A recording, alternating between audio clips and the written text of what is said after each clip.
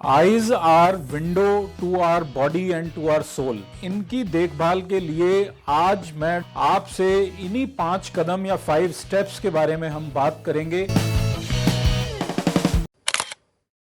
तो सबसे पहला स्टेप है कि हमारे एक्सटर्नल एनवायरनमेंट के अंदर जो जो फैक्टर्स हैं जिनसे हमारी आंखों के ऊपर फर्क पड़ता है, उसमें सबसे पहला फैक्टर है सनलाइट या अल्ट्रावायलेट रेज। कि अगर एक्सेसिव अल्ट्रावायलेट रेज एक्सपोजर हो रहा है तो आपको काफ़ी बीमारियों का रिस्क हो जाता है, जिसमें जैसे कैटरेक्ट और एज रिलेटेड मैकुलर डीजनरेशन होने के चांसेस काफ़ी इंक्रीज हो जाते हैं। तो जब भी आप बाहर जाएं जहां पर सनी इन्वायरमेंट है, धूप बहुत ज़्यादा है, तो वहां पे आप एक प्रोटेक्टिव गेयर, कोई भी एक काला चश्मा, डार्क और एक अच्छी क्वालिटी का काला चश्मा लगाकर बाहर निकलें। सेकंड, आज की डेट में जो इंपॉर्टेंट फैक्टर है वो है स्क्रीन एक्सपोजर। अब ये स्क्रीन एक्सपोजर एक छोटे से बच्चे को लेके आज की डेट में एक 70 साल की उम्र तक हर एक आदमी स्क्रीन के ऊपर बिजी है। तो स्क्रीन एक्सपोजर को सबसे पहला इसमें हम बताते हैं, एक 20-20 का रूल होता है कि आपने 20 मिनट से ज्यादा कोई भी स्क्रीन कॉन्टिन्यूसली नहीं देखनी है। 20 मिनट के बाद आपने 20 सेकंड के लिए एक ब्रेक जरूर लेना है, और उस ब्रेक में अगर आप कुछ भी नहीं कर सकते तो कम से कम आंखें बंद करके बैठ जाइए। बेटर तो यह है कि आप कोई दूर की चीज को फोकस करें। सेकंड इसमें आता है कि जब स्क्रीन एक्सपोजर टाइम ज्यादा हो जाए तो काफी जो यंग पॉपुलेशन है वो कंप्लेन करती है, ड्राइनेस हो रही है जी, इरिटेशन हो रही है आई के अंदर। तो उसका भी यह है कि keep your self well hydrated, पानी पीते रहिए। और अगर आपको ज़्यादा दिक्कत हो रही है कि तो आप एक कोई आर्टिफिशियल टीयर सप्लीमेंट भी यूज़ कर सकते हैं। और जो हमारे छोटे बच्चे हैं जिनकी उम्र अभी 18 साल से नीचे है, स्पेशली जो 6 साल से 13-14 साल की ब्रैकेट में हैं, उनके लिए ये एडवाइस है कि आपको स्क्रीन टाइम ज़्यादा नहीं करना है, नहीं तो आपके चश्मे का नंबर जो है वो बहुत तेज़ी से बढ़ना शुरू हो जाएगा। तो ये जो 2 मेन फैक्टर हो गए। थर्ड है ट्रॉमा, के आंख के अंदर कोई चोट वगैरह भी नहीं लगनी चाहिए। कई बार हमने देखा है कि 2 भाई बहन आपस में लड़ रहे हैं और कोई पेंसिल लग गई, स्कूल के अंदर जो कंपास होता है वो लग गया। तो वो सारी जो एक्सटर्नल ट्रॉमा वाली चीजें हैं उनसे भी आपको बच के रहना है। फोर्थ है पॉल्यूशन। तो जो पॉल्यूशन के अंदर जो पर्टिकुलेट मैटर है वो डायरेक्टली हमारी आई के ऊपर असर डालता है, और उसमें मेनली जो पेशेंट कंप्लेन करते हैं कि आंख लाल हो गई है, इरिटेशन बहुत ज़्यादा हो रही है, पानी कॉन्टिन्यूसली निकल रहा है, आंख खोलने में दिक्कत हो रही है, ये तो हो गई सुपरफिशियल जो परेशानियां हैं। इसके अलावा पॉल्यूशन से हमारी आंख के अंदर भी फर्क पड़ता है। जो हमारा लेंस है उसके अंदर काफ़ी सारे चेंजेस हैं जो पॉल्यूशन की वजह से आते हैं। तो जहां तक हो सके आपको एक अच्छी इन्वायरमेंट में रहना है, पॉल्यूशन को जितना हो सके अवॉइड करना है और कम करना है।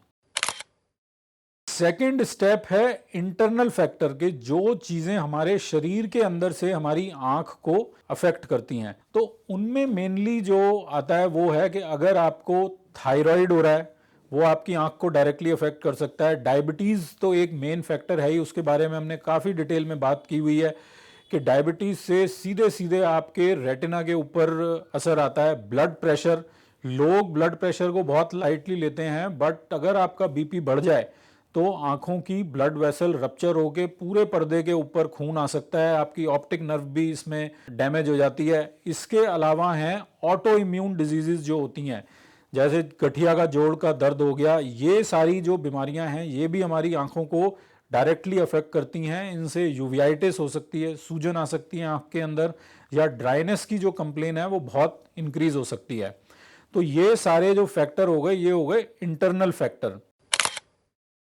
थर्ड फैक्टर जो है वो सबसे जरूरी कि जी डाइटरी फैक्टर में क्या है कि लोगों का अगर खान पान ठीक नहीं है तो उससे भी आंखों के ऊपर डायरेक्ट फर्क पड़ता है। उसके अंदर के ये जो बाहर का जो खाना होता है, आजकल उसको बोलते हैं रेडी टू मेड, एकदम बस बना हुआ आया, आपने गर्म किया और खा लिया, तो वो डायरेक्टली आपको अफेक्ट करते हैं। जो आपके वाइटामिन्स की क्या स्टेटस है शरीर के अंदर, अगर शरीर के अंदर एंटीऑक्सीडेंट्स प्रॉपर मात्रा में अवेलेबल नहीं है, स्पेशली विटामिन सी, तो कैटरेक्ट बनने के चांसेस काफ़ी हद तक इंक्रीज हो जाते हैं। ग्रीन फ्रूट्स, जो ग्रीन वेजिटेबल्स हैं, मिल्क कंजम्पशन, स्पेशली ये जो फैक्टर हैं ये बच्चों के लिए काफ़ी इंपॉर्टेंट हैं कि उनकी जो डाइटरी रिक्वायरमेंट है वो ज़्यादा होती है। तो वो ये सारे जो ग्रीन वेजिटेबल फ्रूट्स वगैरह एक प्रॉपर मात्रा में लें। तो फोर्थ स्टेप कि जब बच्चे की आंखों की डेवलपमेंट हो रही है, यानी कि जब माँ के पेट के अंदर बच्चे की डेवलपमेंट हो रही है, उस टाइम्स के जो फैक्टर हैं वो बहुत इंपॉर्टेंट हैं।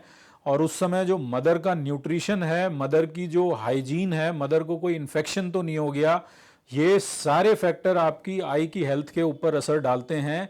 और जो इस टाइम की जो माल फॉर्मेशन हम कहें जो हो जाती हैं, वो आगे जाके करेक्ट करना भी बहुत मुश्किल होता है, बट प्रिवेंटिव मेजर लिया जा सकता है। और इसमें स्पेशल मेंशन मैं करना चाहूँगा एक disease retinopathy of pre maturity की, कि जो बच्चे समय से पहले पैदा हो जाते हैं, अगर उनकी स्क्रीनिंग हम राइट टाइम पर करें तो हम काफ़ी हद तक इन बच्चों के अंदर ब्लाइंडनेस को प्रिवेंट कर सकते हैं। फिफ्थ और लास्ट और सबसे ज़रूरी स्टेप जो आता है वो है एक रेगुलर आई चेकअप। और ये रेगुलर आई चेकअप एक छोटे बच्चे से लेके जब वो स्कूल में जाने लगता है at the time of birth, और जैसे जैसे आपकी एज बढ़ रही है, आप यंग एज ग्रुप में हैं चाहे आप ओल्ड एज ग्रुप में हैं, अपनी आँखों का एक रेगुलर चेकअप आपने ज़रूर कराना है। उसमें आपके रेटिना की चेक, आपके चश्मे का नंबर और बाकी आई का जो प्रेशर है, वो सारी चीज़ें हम चेक करते हैं। बिकॉज काफ़ी बीमारियां ऐसी हैं जो काफ़ी लेट प्रेजेंट करती हैं और पेशेंट्स को उनमें कोई सिम्टम अर्ली स्टेज में नहीं आते हैं। वो बीमारियां हम एक रेगुलर चेकअप के द्वारा ही आइडेंटिफाई करके और उनका ट्रीटमेंट स्टार्ट करके उनको वहीं पे रोका जा सकता है और आपकी विजन को प्रिवेंट किया जा सकता है। ये जो 5 कदम आज हमने डिस्कस किए, ये सुनने में हो सकता है आपको लगेंगे ये तो बहुत सिंपल सी चीज़ें हैं और इनको करने में क्या जाएगा, बट ये मैं आपको अपने एक्सपीरियंस से बताता हूँ कि ये इतना आसान भी नहीं है। अनलेस एंड अनटिल आप इनको अपने लाइफस्टाइल में महसूस करें या अपनाएं और विलफुली इनको फॉलो करें, तब तक ये इतना आसान नहीं होता है। बट अगर आप इन 5 स्टेप्स को फॉलो करेंगे तो काफ़ी हद तक आप आंखों की बीमारी से बच सकते हैं, या अगर आपको बीमारी हो गई है तो उसका एक प्रॉपर ट्रीटमेंट ले सकते हैं और एक हेल्दी लाइफ आप लीड कर सकते हैं। Thank you very much.